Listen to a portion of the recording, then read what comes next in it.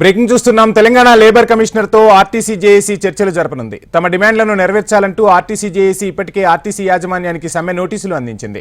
యాజమాన్యం నుంచి ఎలాంటి స్పందన రాకపోవడంతో ఈ రోజు లేబర్ కమిషనర్ తో సమావేశం కానుంది. ఈ సమావేశం తర్వాత సమ్మెపై నిర్ణయం తీసుకోనున్నట్లు తెలుస్తోంది.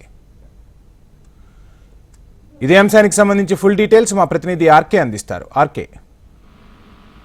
వంశీ, ఈ రోజు మధ్యాహ్నం 3 గంటల సమయంలో ఆర్టీసీ జేఏసీతో లేబర్ కమిషనర్ చర్చలు జరగబోతుంది. ఇప్పటికే ఆర్టీసీ యాజమాన్యం కూడా లేబర్ కమిషనర్ నోటీసులు పంపించడం జరిగింది. ఈ రోజు చర్చలు ఉన్నాయి, రావాల్సిందిగా కూడా వాళ్ళకైతే చెప్పడం జరిగింది. అయితే ఆర్టీసీ నుంచి ఈడీ స్థాయి అధికారి అయితే ఈ చర్చల్లో అయితే పాల్గొంటారు. అనంతరం ఎవరైతే ఆర్టీసీ కార్మికులు ఉన్నారో అంటే జేఏసీగా ఏర్పడ్డారో వాళ్ళ నుంచి ముగ్గురు లోపల కమిషనర్ వద్దకు వెళ్ళడం జరుగుతుంది. వాళ్ళు పెట్టిన 21 డిమాండ్లు ఏవైతే ఉన్నాయో 21 డిమాండ్లకు సంబంధించి కూడా పూర్తిగా వివరణ కోరడం జరుగుతుంది. ఇందులో ప్రథమ ప్రాధాన్యంగా ఉన్న వాటికి అత్యంత ప్రాధాన్యతను ఇవ్వడం జరుగుతుంది. మిగతా ఈ విడతల వారిగా తీర్చేవైతుంటే వాటన్ని కూడా సెకండ్ కేటగిరీలో పెట్టుకోవడం జరుగుతుంది. వీటికి సంబంధించి కూడా ఆర్టీసీ ఈడీ ఈ సమావేశంలో హాజరైన తర్వాత ఎవరైతే కార్మికులు పెట్టారో వీటన్నిటి కూడా మళ్ళీ ప్రభుత్వ ఆర్టీసీ యాజమాన్యం దృష్టికి ప్రభుత్వం దృష్టికి కూడా తీసుకెళ్తానంటూ కూడా ఇక్కడి నుంచి వీటన్నిటి కూడా తీసుకెళ్ళడం జరుగుతుంది.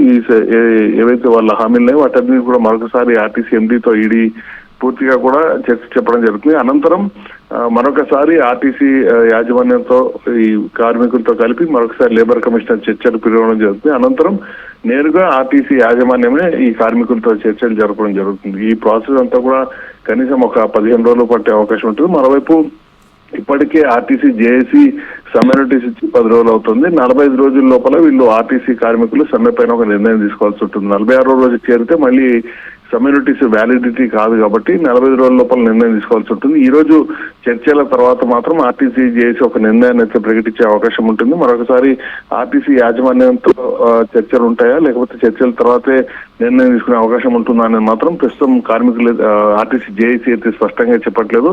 ఈ రోజు చర్చల అనంతరం వాళ్ళొక నిర్ణయం తీసుకునే అవకాశం ఉంటుంది. మరోవైపు గతంలో కూడా ఆర్టీసీ లేబర్ కమిషనర్ తో చర్చలు జరిగిన సమయంలో పెద్దగా పురోగతి కనిపించలేదు. గతంలో కూడా ఇదే సమ్మె తరహాలో ఎందుకు ప్రయత్నించిన సమయంలో కాబట్టి ఈసారి కూడా పెద్దగా పురోగతి ఉంటుందని వాళ్ళైతే ఆశించట్లేదు. మరొక వారం రోజులు సమయం ఇచ్చేందుకు ఆర్టీసీ జేఏసీ అయితే సిద్ధమవుతుంది. అనంతరం మాత్రం ఖచ్చితంగా సమ్మెలోకి ఒక తేదీని స్పష్టమైన తేదీని అయితే నిర్ణయించుకునే అవకాశం అయితే ఉంది. వంశీ. Thank you Ramakrishna.